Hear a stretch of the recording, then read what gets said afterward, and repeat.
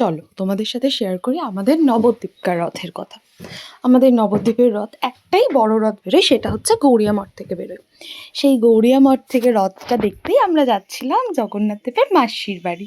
সেখানে পৌঁছে গেছিলাম, আর সামনে অসংখ্য মেলা বসেছিল, অসংখ্য দোকান, খাবারের দোকান, সব। আচ্ছা দেখো, এই যে এই রথটা এখানেই আছে জগন্নাথ দেব।